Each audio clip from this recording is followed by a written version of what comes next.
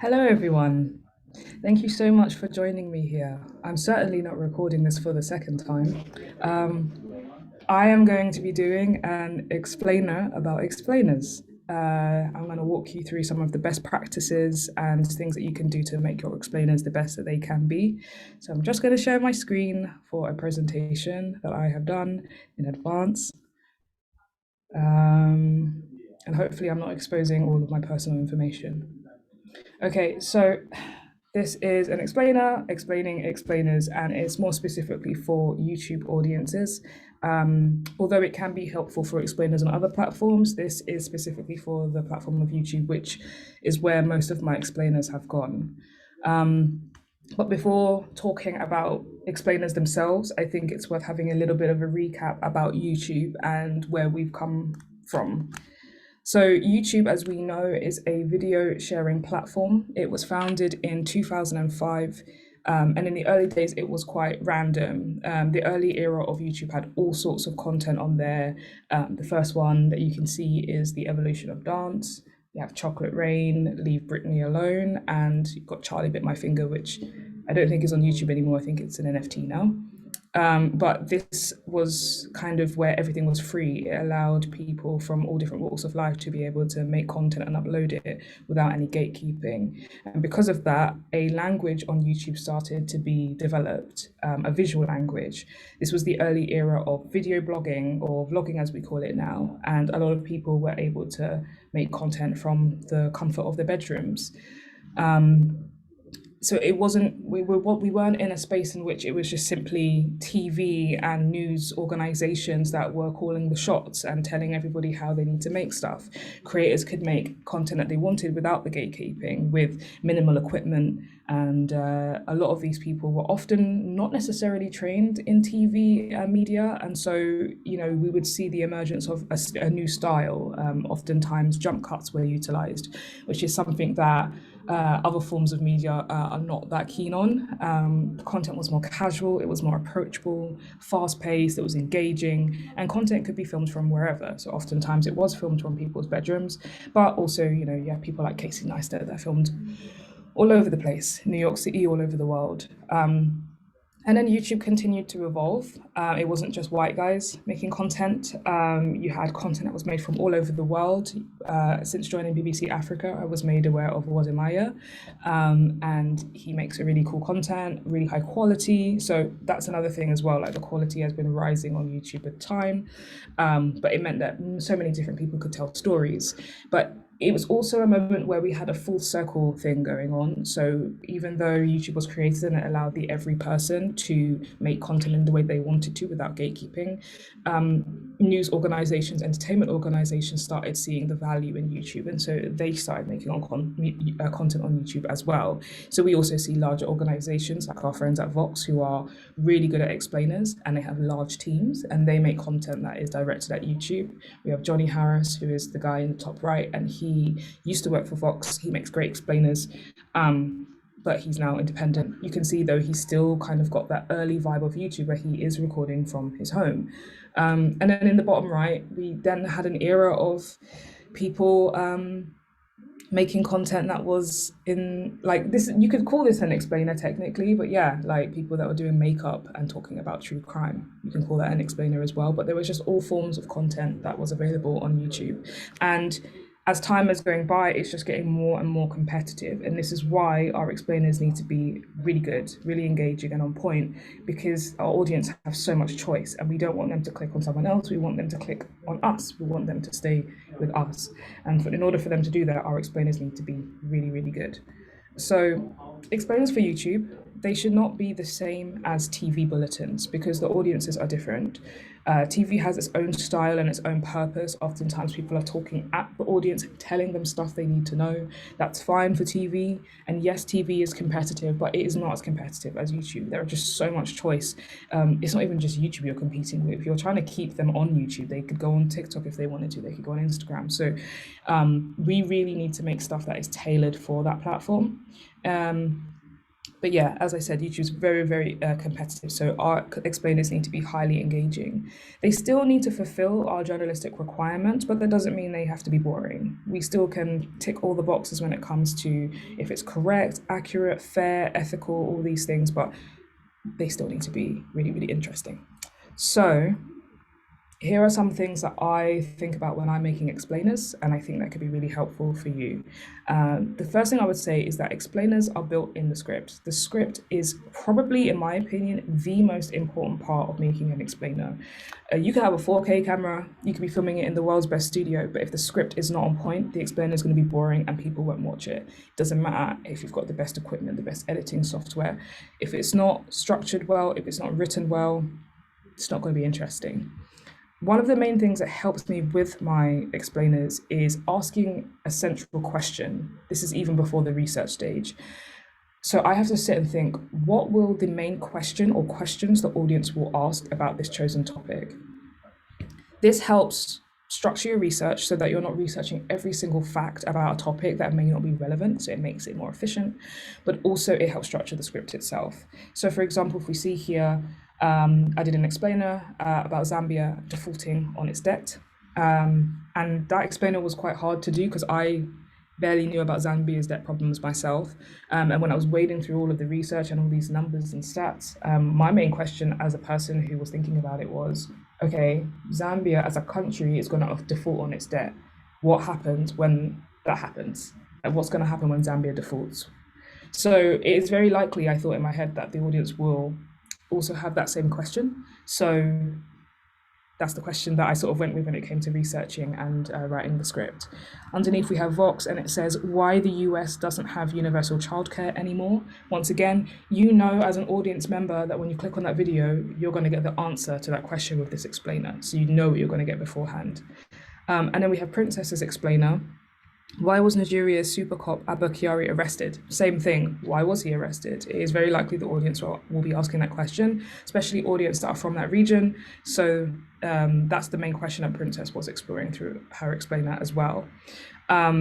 As you've noticed, though, the main question when it comes to the explainer ended up being the title of all of these explainers. So having that central question before the research stage and before writing the script can also be the title of your explainer. So you've kind of killed two birds in one stone in that regard.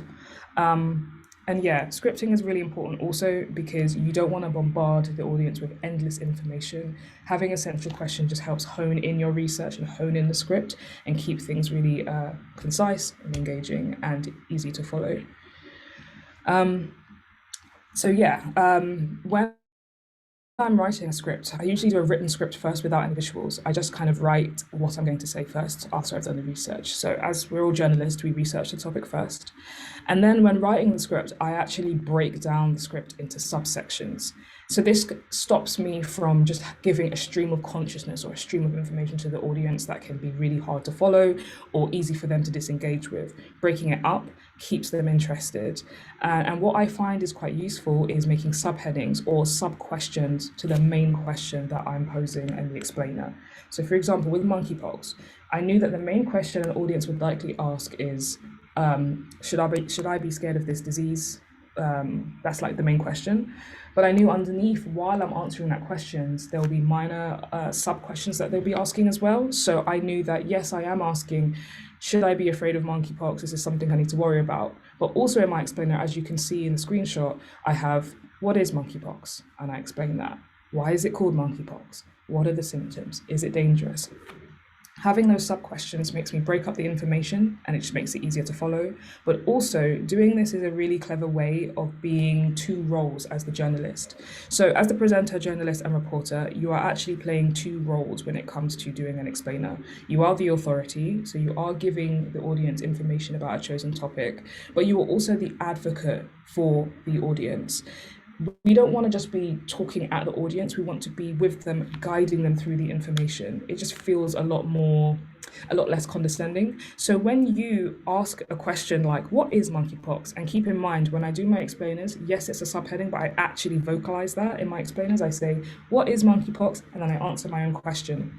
When you're asking the question, you are then being the role of the advocate for the audience because it is likely that they have that same question in their minds too. And then when you're answering your own question, questions, that's where you switch and you become the authority. So you're kind of playing those two roles, but it often is really helpful in kind of being more on the same level with the audience, being more natural, being more friendly and approachable, as opposed to maybe more a TV bulletin where it's very straight and you're just talking down at the camera and telling the information and giving it, like with no little pizzazz on top. I don't know. But yeah, so I would say ask sub questions and answer them, and it's just an easy way to structure your videos.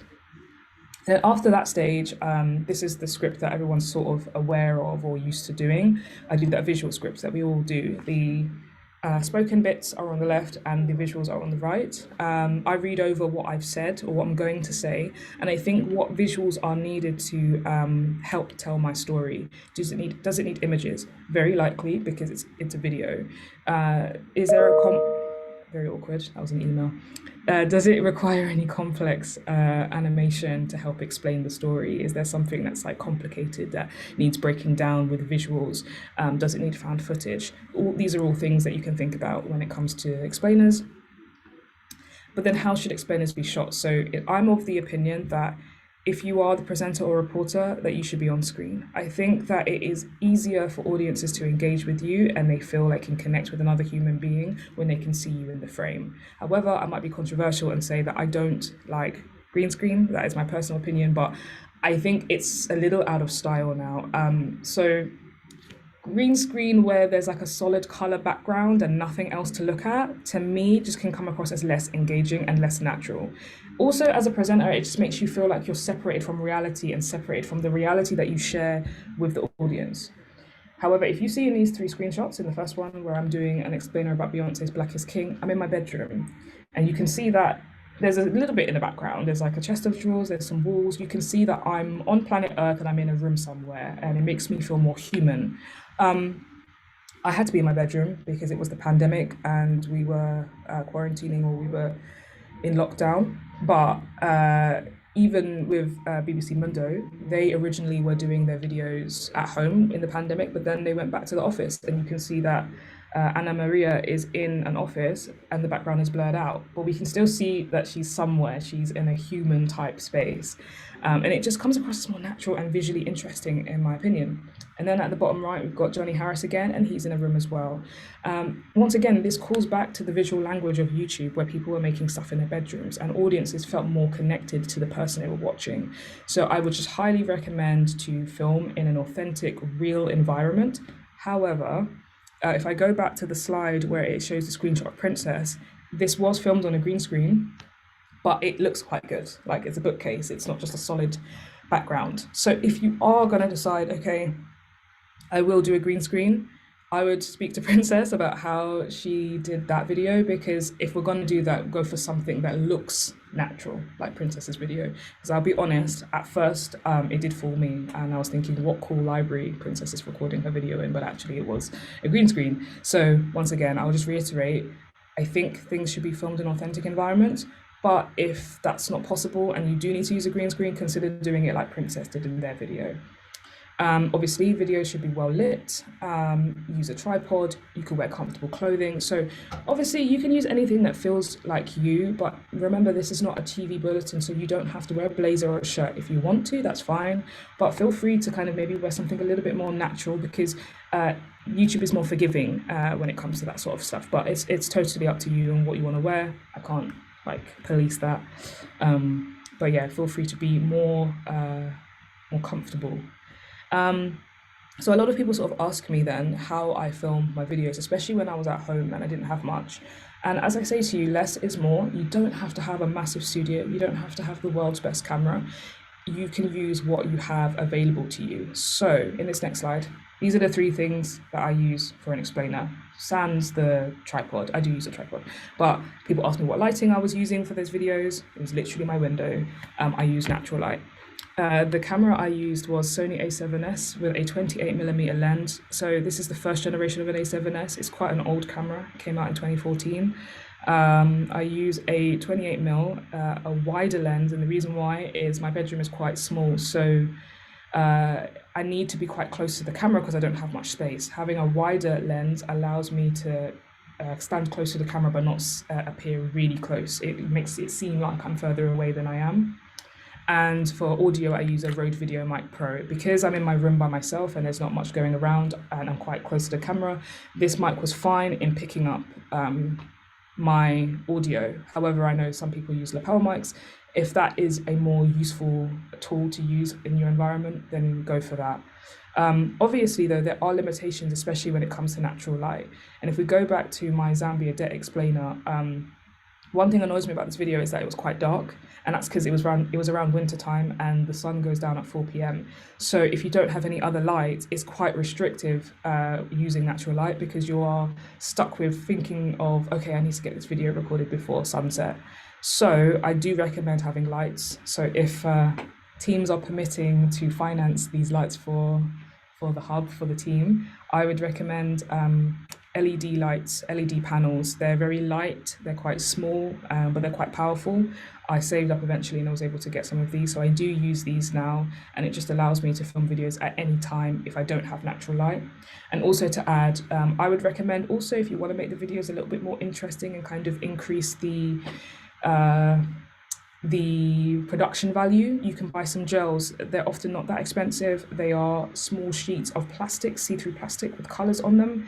I get some tape and I stick them on my LEDs, and it just adds another level of intrigue to the video. Obviously, I'm not exactly sure what's allowed at BBC Africa, but in this example, you can see I've got a blue light coming from one direction and I've got a pink/red light coming from another direction.